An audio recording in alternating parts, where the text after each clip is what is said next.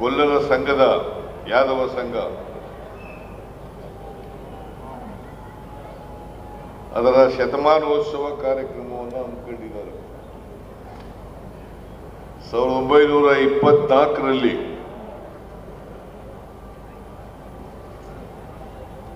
ಮೈಸೂರು ರಾಜ್ಯ ಆಗಿದ್ದ ಸಂದರ್ಭದಲ್ಲಿ ಸ್ವಾತಂತ್ರ್ಯ ಪೂರ್ವದಲ್ಲೇ ಯಾದವ ಸಂಘ ಸ್ಥಾಪನೆ ಆಯಿತು ಬೆಂಗಳೂರಿನಲ್ಲಿ. ಈಗ 100 ವರ್ಷಗಳು ತುಂಬಿದವೆ.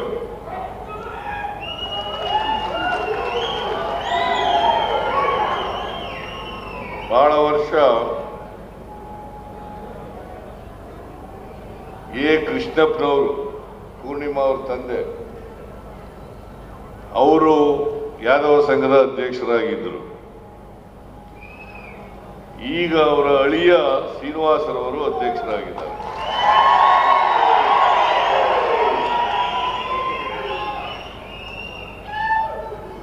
ಇವರು ಕೃಷ್ಣಪ್ಪನವರ ಕಾಲದಲ್ಲಿ, ಎ ಕೃಷ್ಣಪ್ಪನವರ ಕಾಲದಲ್ಲಿ ಒಳ್ಳೆ ನಾಯಕತ್ವ ಸಿಕ್ಕಿದ್ರಿಂದ ಸಂಘ ಬೆಳವಣಿಗೆ ಆಗಲಿಕ್ಕೆ, ನಿಮ್ಮನ್ನೆಲ್ಲ ಸಂಘಟನೆ ಮಾಡಲಿಕ್ಕೆ ಅನುಕೂಲ ಆಯಿತು.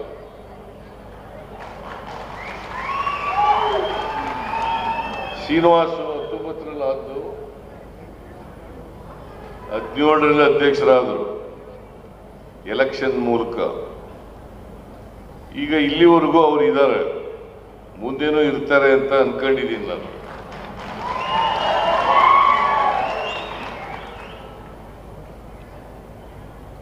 ಇವ್ರ ಕೆಲಸ ಏನಪ್ಪಾ ಅಂತಂದ್ರೆ,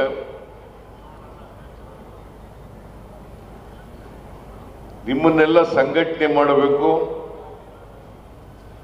ನಿಮ್ಮನ್ನೆಲ್ಲ ಮುಖ್ಯವಾಹಿನಿಗೆ ತರ್ತಕ್ಕಂಥ ಕೆಲಸ, ಜವಾಬ್ದಾರಿ ಇರ್ತಕ್ಕಂಥ.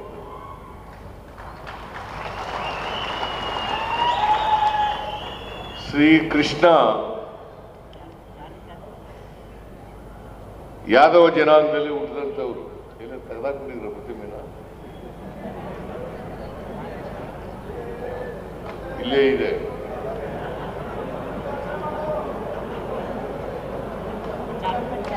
ಇವ್ರ ಜಯಂತಿ ಯಾರು ಮಾಡಿದವ್ರು ಗೊತ್ತಾ ನಿಮ್ಗೆ?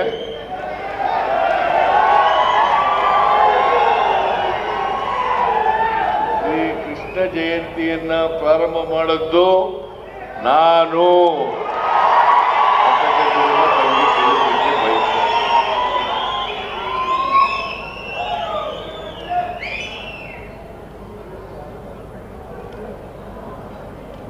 ಯಾದವ ಜಾತಿ ಅನೇಕ ಉಪಜಾತಿಗಳು, ಉಪಪಂಗಡಗಳಿಂದ ಸೇರಿದೆ. ಎಲ್ಲರೂ ಒಂದೇ, ಕಸುಬು ಮಾತ್ರ ಒಂದೇ. ನಮ್ಮ ಜಾತಿಗಳ ನಿರ್ಮಾಣ ಆದದ್ದೇ ಕಸುಬಿನಿಂದ, ವೃತ್ತಿಯಿಂದ.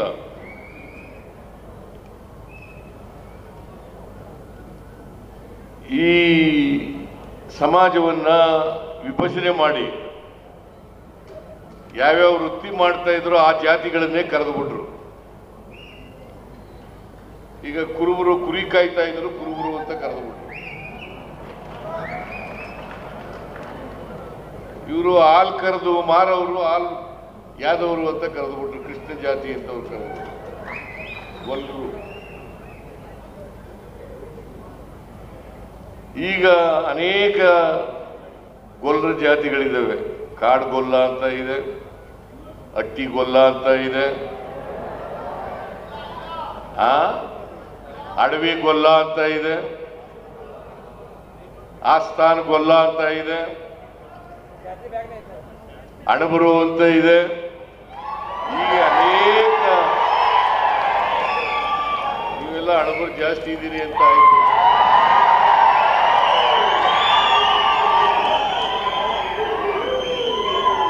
ಹೇಳಿದ್ರು ನನಗೆ, ಶ್ರೀನಿವಾಸ್ ಹೇಳಿದ್ರು, ಚಿಕ್ಕೋಡಿನಲ್ಲಿ ಯಾಕೆ ಮಾಡ್ತಾ ಇದ್ದೀರಿ ಅಂತ ಕೇಳಿದೆ ನಾನು. ಇಲ್ಲ, ಆ ಭಾಗದಲ್ಲಿ ಜಾಸ್ತಿ ಇದ್ದಾರೆ, ಚಿಕ್ಕೋಡಿ ಸುತ್ತಮುತ್ತ ಎಲ್ಲ ಗೊಲ್ಲ ಜಾತಿಯವರು ಇದ್ದಾರೆ, ಮತ್ತೆ ನಾವು ಒಂದೊಂದು ಭಾಗದಲ್ಲಿ ಒಂದೊಂದು ಕಡೆ ಮಾಡ್ತೀವಿ ಸಮಾವೇಶಗಳನ್ನ. ಹಾಗಾಗಿ ಚಿಕ್ಕೋಡಿಯಲ್ಲಿ ಮಾಡಬೇಕು ಅಂತ ತೀರ್ಮಾನ ಮಾಡಿದ್ದೀವಿ ಅಂತ ಮಾಡಿ ನಾನು ಆ ಸಮಾವೇಶದಲ್ಲಿ ಭಾಗವಹಿಸ್ತೇನೆ ಅಂತ ಹೇಳಿದ್ದೆ.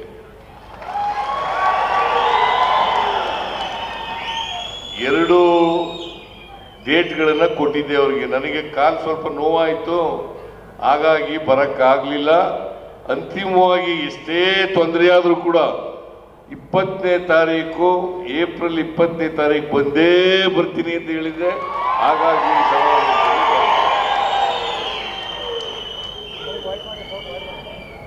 ಬಹಳ ಸಂತೋಷದಿಂದ ಭಾಗವಹಿಸಿದ್ದೇನೆ.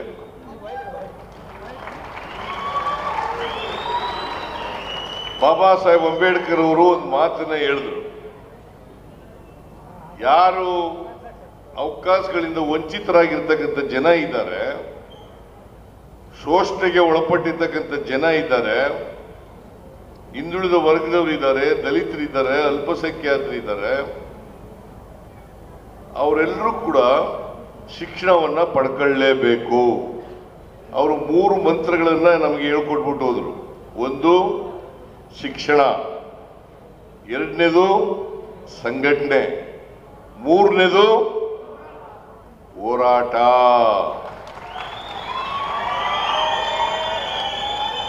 ಇವತ್ತು ಸಮಾಜದಲ್ಲಿ ಅಸಮಾನತೆ ಇದೆ. ಈ ಅಸಮಾನತೆ ನಿರ್ಮಾಣ ಆಗಲಿಕ್ಕೆ ಕಾರಣ ಏನು? ಕೆಲವರು ಮಾತ್ರ ಮುಂದುವರೆದು ಬಹುಸಂಖ್ಯಾತ ಜನರು ಹಿಂದುಳಿದಿರೋದು ಯಾಕೆ? ಕಾರಣ ಯಾಕಪ್ಪ ಅಂತಂದ್ರೆ ಬಹುಸಂಖ್ಯಾತ ಜನರು ಅಕ್ಷರ ಸಂಸ್ಕೃತಿಯಿಂದ ವಂಚಿತರಾಗಿದ್ರು. ದಲಿತರು, ಹಿಂದುಳಿದವರು, ಅಲ್ಪಸಂಖ್ಯಾತರು, ಶೂದ್ರ ಜನಾಂಗ ಎಲ್ಲ ಶೂದ್ರರು ಕೂಡ. ಯಾಕೆಂದ್ರೆ ನಮ್ಮಲ್ಲಿ 4 ವರ್ಣಗಳಿದಾವೆ. ಚತುರ್ವರ್ಣ ಪದ್ಧತಿ ಅಂತ ಮಾಡಿಬಿಟ್ರು.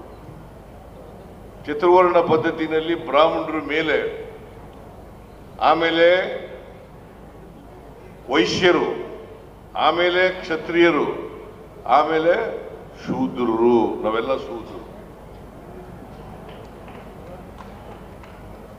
ಶೂದ್ರರು. ಗಣೇಶನು ಶೂದ್ರ, ರಾಜು ಕಾಗೆನು ಶೂದ್ರ.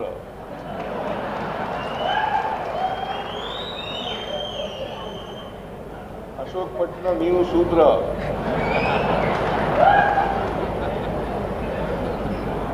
ನಾವೆಲ್ಲ ಶೂದ್ರರು. ಶೂದ್ರರಿಗೆ ವಿದ್ಯೆ ಕಲಿತಕ್ಕಂಥ ಅವಕಾಶ ಇರಲಿಲ್ಲ. ಸಮಾಜದಲ್ಲಿ ಚತುರ್ವರ್ಣ ವ್ಯವಸ್ಥೆಯಲ್ಲಿ 3 ವರ್ಣಗಳಿದ್ವಲ್ಲ, ಬ್ರಾಹ್ಮಣರು, ಕ್ಷತ್ರಿಯರು, ವೈಶ್ಯರು, ಶೂದ್ರರು. ಶೂದ್ರರು ಬಿಟ್ಟು ಉಳಿದವರೆಲ್ಲ ಮೇಲ್ಗಡೆ ಇರೋರೆಲ್ಲ ಅವರಿಗೆ ಕಲಿತಕ್ಕಂಥ ಅವಕಾಶಗಳಿತ್ತು. ಇವ್ರಿಗೆ ಕಲಿಯೋ ಅವಕಾಶ ಇರಲಿಲ್ಲ. ಯಾರಿಗೆ ವಿದ್ಯೆ ಕಲಿತರು, ಯಾರಿಗೆ ಅವಕಾಶ ಸಿಕ್ತು ಆಸ್ತಿ ಗಳಿಸ್ಲಿಕ್ಕೆ, ಅವರೆಲ್ಲರೂ ಕೂಡ ಮುಂದುವರೆದು ಬಿಟ್ರು. ಯಾರಿಗೆ ಆಸ್ತಿ ಗಳಿಸ್ಲಿಕ್ಕೆ ಅವಕಾಶ ಇರಲಿಲ್ಲ, ಯಾರಿಗೆ ವಿದ್ಯೆ ಕಲಿಯಲಿಕ್ಕೆ ಅವಕಾಶ ಇರಲಿಲ್ಲ, ಅವರೆಲ್ಲ ಹಿಂದುಳಿದು. ಅದಕ್ಕೆ ಬಾಬಾ ಸಾಹೇಬ್ ಅಂಬೇಡ್ಕರ್ ಅವರು ಏನ್ ಹೇಳಿದ್ರು ಗೊತ್ತಾ? 1949 ನವೆಂಬರ್ 25ನೇ ತಾರೀಕು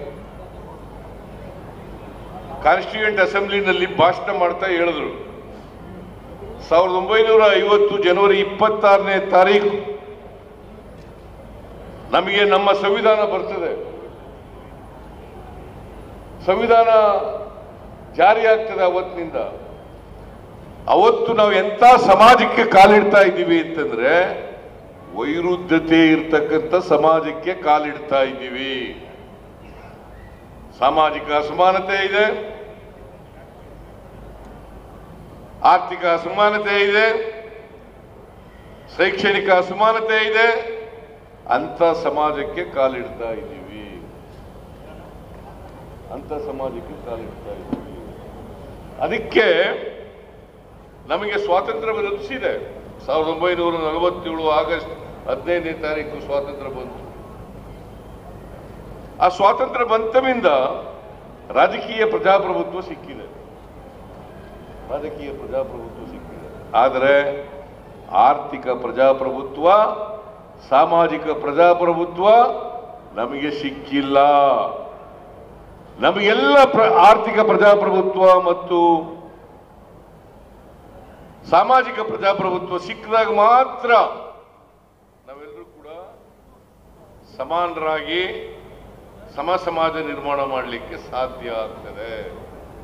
ಇಲ್ಲದೆ ಹೋದರೆ ಈ ಅಸಮಾನತೆ ಹಿಂಗೆ ಮುಂದುವರೆದ್ರೆ, ಅಸಮಾನತೆಯಿಂದ ಯಾರು ನರಳುತ್ತಾ ಇದ್ದಾರೆ, ಇಷ್ಟು ವರ್ಷ ನರಳಿದ್ದಾರೆ, ಅವರೇ ಈ ಸ್ವಾತಂತ್ರ್ಯದ ಸೌಧವನ್ನ ಧ್ವಂಸ ಮಾಡ್ತಾರೆ. ಎಚ್ಚರಿಕೆಯಾಗಿರಬೇಕು ಅಂತಕ್ಕಂಥ ಮಾತುಗಳು ಬಾಬಾ ಸಾಹೇಬ್ ಅಂಬೇಡ್ಕರ್ ಅವರು ಹೇಳುವಂತ ಮಾತು. ಕಾನ್ಸ್ಟಿಟ್ಯೂಂಟ್ ಅಸೆಂಬ್ಲಿನಲ್ಲಿ ಬಾಬಾ ಸಾಹೇಬ್ ಅಂಬೇಡ್ಕರ್ ಅವರು ಹೇಳಿರ್ತಕ್ಕಂಥ ಮಾತುಗಳು. ಇದನ್ನು ನಾವು ಅರ್ಥ ಮಾಡ್ಕೋಬೇಕಾಗ್ತದೆ. ಅದಕ್ಕೆ ನಾನು ಮುಖ್ಯಮಂತ್ರಿ ಆಗಿರುವಾಗ ಎಲ್ಲರಿಗೂ ಸಮಾನತೆಯನ್ನು ತರಬೇಕು, ಮುಖ್ಯವಾಹಿನಿಗೆ ತರಬೇಕು, ಎಲ್ಲರಿಗೂ ಸಮಾನ ಅವಕಾಶಗಳನ್ನು ಕಲ್ಪಿಸಿಕೊಡಬೇಕು, ಅಧಿಕಾರವನ್ನು ಹಂಚಿಕೆ ಮಾಡಬೇಕು, ಸಂಪತ್ತನ್ನು ಹಂಚಿಕೆ ಮಾಡಬೇಕು ಅಂತೇಳಿ ಪ್ರಯತ್ನವನ್ನ ಮಾಡ್ತಾ ಇದ್ದೇನೆ. ಇದನ್ನು ನೀವು ಅರ್ಥ ಮಾಡ್ಕೋಬೇಕಾಗ್ತದೆ. ನಾನು ಬಾಬಾ ಸಾಹೇಬ್ ಅಂಬೇಡ್ಕರ್ ಅವರು ಒಂದು ಮಾತನ್ನು ಹೇಳಿದ್ರು. ನಾನು ವಿದ್ಯಾವಂತನಾಗಿರೋದು, ಜ್ಞಾನ ಸಂಪಾದನೆ ಮಾಡಿರ್ತಕ್ಕಂಥದ್ದು ನನ್ನ ಸ್ವಾರ್ಥಕ್ಕೋಸ್ಕರ ಅಲ್ಲ. ಇದು ಯಾರು ಹೇಳಿದ್ದು? ಬಾಬಾ ಸಾಹೇಬ್ ಅಂಬೇಡ್ಕರ್. ನಾನು ಇಷ್ಟೊಂದು ಓದಿರೋದು, ಜ್ಞಾನ ಸಂಪಾದನೆ ಮಾಡಿರೋದು ನನ್ನ ಸ್ವಾರ್ಥಕ್ಕೋಸ್ಕರ ಅಲ್ಲ.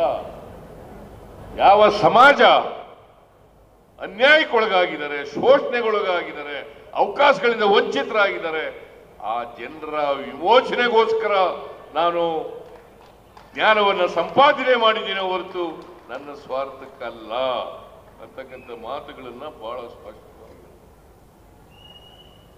ಅದಕ್ಕೆ ನೀವು ಎಲ್ಲ ಸ್ವಾಮೀಜಿಗಳು ಇದರಲ್ಲ, ಹಿಂದುಳಿದ ಜಾತಿಗಳು, ದಲಿತ ಜಾತಿಗಳು ಸ್ವಾಮೀಜಿಗಳಿರಲ್ಲ, ಈ 3 ಮಂತ್ರ ಜ್ಞಾಪಕ ಇರ್ತದೆ.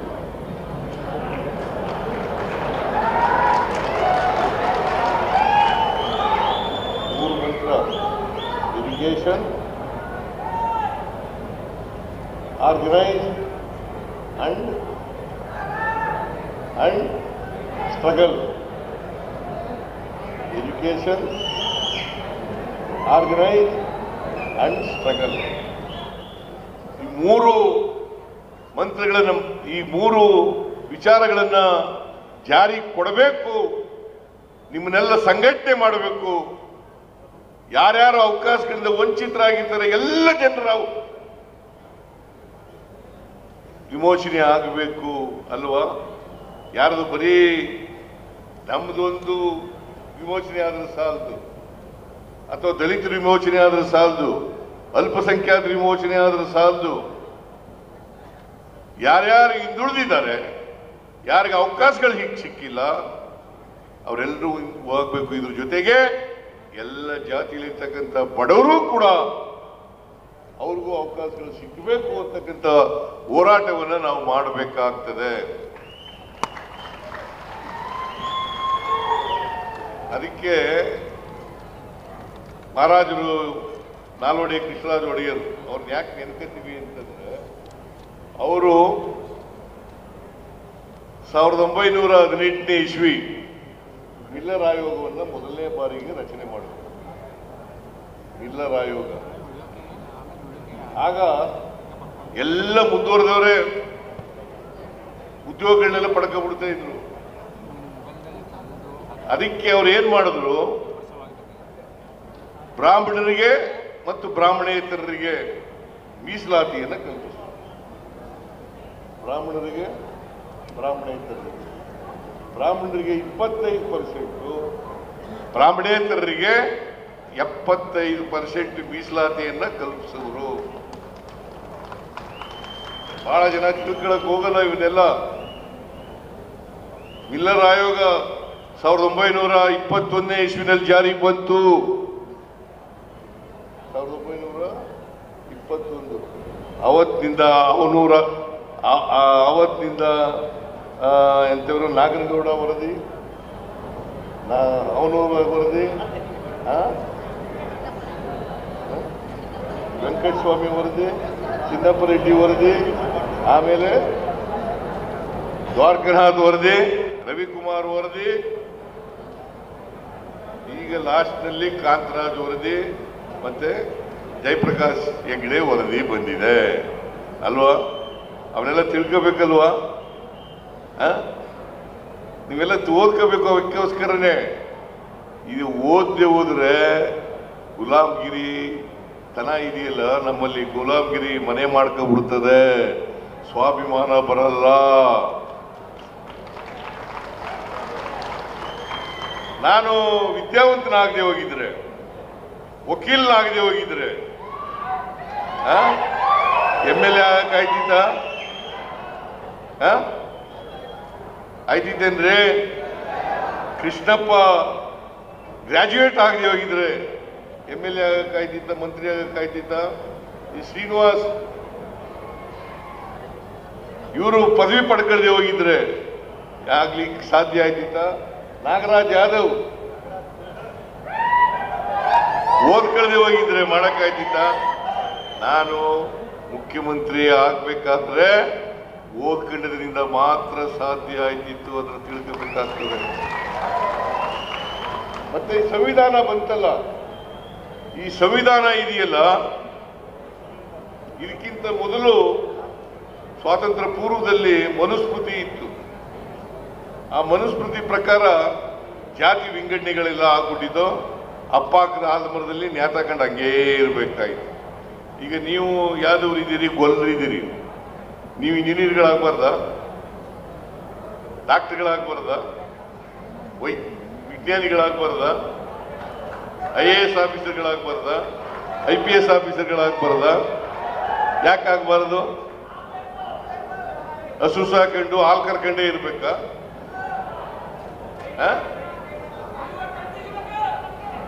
ಇವತ್ತು ಎಲ್ಲರೂ ಎಲ್ಲ ಮಾಡಬೇಕು. ಈಗ ನಾನು ಬರೀ ಕುರಿ ಕಾಯ್ಕೊಂಡೇ ಇರ್ಬೇಕಾಗಿತ್ತ?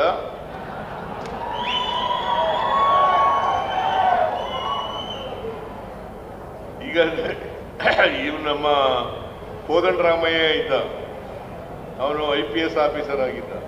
ಅವನಿಗೊಂದ್ಸಾರಿ MP ಮಾಡಿದ್ದು ನಾವು ಚಿತ್ರದುರ್ಗದಿಂದ. ನೀವು MLA ಆಗಿದ್ದಿಲ್ಲಮ್ಮ, ಅಲ್ಲಿ ಚಿತ್ರದುರ್ಗದಿಂದ MP ಮಾಡಿದ್ದು.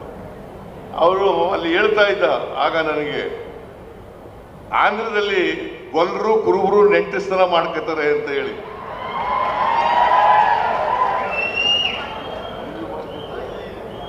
ಈಗಲೂ ಮಾಡ್ಕೋತಾರಂತೆ, ನಂಗೆ ಗೊತ್ತಿಲ್ಲ. ಅಂದ್ರೆ ನಾನು ಯಾಕೆ ಇದನ್ನು ಹೇಳ್ತಾ ಇದ್ದೀನಿ ಅಂತಂದ್ರೆ, ನಾವೆಲ್ಲ ಒಂದೇ ವರ್ಗಕ್ಕೆ ಸೇರಿದವರಲ್ವಾ?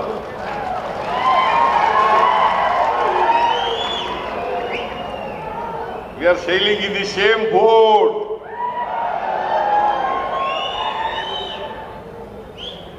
ನಾನು ಹೆಚ್ಚು ಮಾತಾಡಕ್ಕೆ ಸಮಯ ಇಲ್ಲ, ಟೈಮ್ ಆಗ್ಬಿಟ್ಟದೆ. ಇನ್ನೊಂದು ದಿನ ಬಂದು ಮಾತಾಡ್ತೀನಿ. ಈಗ ಸ್ವಾಮೀಜಿಯವರು ಹೇಳಿದ್ದಾರೆ ನಮ್ಗೆ ಒಂದು ಅಭಿವೃದ್ಧಿ ನಿಗಮ ಮಾಡಿಕೊಡ್ಬೇಕು ಅಂತ ಹೇಳಿದ್ದಾರೆ. ಅದನ್ನ ಯಾಕಂದ್ರೆ ಬಹಳ ಜನ ಅಭಿವೃದ್ಧಿ ನಿಗಮಗಳನ್ನ ಕೇಳ್ತಾರೆ. ಅದಕ್ಕೆ ನಾನು ಬರಕ್ಕೆ ಹೇಳಿದ್ದೀನಿ, ಎಲ್ಲ ಹಿಂದುಳಿದ ಸ್ವಾಮೀಜಿಗಳನ್ನೆಲ್ಲ ಬರಕ್ಕೆ ಹೇಳಿದ್ದೀನಿ 1ನೇ ತಾರೀಕಿಗೆ. ಅದು ಬಂದಾಗ ಅವ್ರಿಗೆಲ್ಲರಿಗೂ ಕೂಡ ನಾವು ಯಾದವ ಸಂಘಕ್ಕೂ ಕೂಡ ಸಹಾಯ ಮಾಡ್ತೀನಿ ಅಂತ ಹೇಳಿದ್ದೀನಿ. ಆರ್ಥಿಕವಾಗಿ ಸಹಾಯ ಮಾಡ್ತೇನೆ. ನಾನು ಎಲ್ಲ ಸಂಘಟನೆಗಳಿಗೂ ಅವರು ಕೋರ್ಟ್ಗೆ ಹೋಗಿ ಅದು ಫಾರೆಸ್ಟ್ ಲ್ಯಾಂಡ್ ಅಂತ ಹೇಳ್ಬಿಟ್ಟು ಮಾಡ್ಬೋದು, ತಗೋಬಹುದು. ನಾನು ಅದನ್ನ ಮುಂದುವರಿಸತಕ್ಕಂಥ ಕೆಲಸ ಮಾಡ್ತೀನಿ. ಎಲ್ಲ ಸ್ವಾಮೀಜಿಗಳು ಕೂಡ ನಾನು ಇವರಲ್ಲಿ ಕೈ ಜೋಡಿಸಿ ಪ್ರಾರ್ಥನೆ ಮಾಡ್ತೀನಿ. ನೀವು ಎಲ್ಲರಲ್ಲೂ ಕೂಡ ಸಂಘಟನೆ ಮಾಡಿ ಲೊಕೇಶನ್ ಕೊಡಿಸಿ, ಅದೇ ನೀವು ಮಾಡಬೇಕಾದ್ರೆ ಕೆಲಸ. ಇವತ್ತು ಧರ್ಮ ಎಲ್ಲ ಆಮೇಲೆ ಹೇಳಿ ಚೆನ್ನಾಗಿ ಹೊಟ್ಟೆ ತುಂಬಿದ ಮೇಲೆ ತಾನೇ ಧರ್ಮ ಕೇಳಿದ್ರು.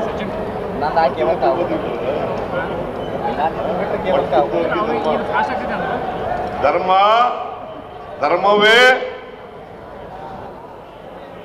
ದಯೆಯೇ ಧರ್ಮವಯ್ಯ, ದಯೆ ಇಲ್ಲದ ಧರ್ಮವ್ಯಾವುದಯ್ಯ. ಅದನ್ನ ಬಿಟ್ಟು ಬೇರೆ ಇವೆಲ್ಲ ಮಾಡಿ ಇವುಗಳ ಮುಖ್ಯ ಮಾಡಬೇಕು ಅಂತೇಳಿ ನಿಮಗೆ ಕೇಳ್ಕೊಂಡು ಈ ನಿಮ್ಮ ಸಮಾವೇಶದಲ್ಲಿ ಭಾಗಿಯಾಗಲಿಕ್ಕೆ ಅವಕಾಶ ಸಿಕ್ಕಿದ್ದಕ್ಕೆ ನಿಮ್ಮೆಲ್ಲರಿಗೂ ಧನ್ಯವಾದಗಳನ್ನು ಹೇಳಿ, ಶ್ರೀನಿವಾಸ್ ಅವರಿಗೆ ಮತ್ತು ಪೂರ್ಣಿಮಾ ಇವರಿಗೆ ಧನ್ಯವಾದಗಳನ್ನು ಹೇಳಿ, ಮತ್ತು ನಿಮಗೆಲ್ಲ ಸಂಘದ ಸ್ವಾಮೀಜಿಯವರಿಗೆ ನಮಸ್ಕಾರಗಳನ್ನು ಮಾಡಿ ನಾನು ಮಾತು ಮುಗಿಸ್ತೇನೆ. ಜೈ ಹಿಂದ್, ಜೈ ಕರ್ನಾಟಕ, ಜೈ ಯಾದವ್.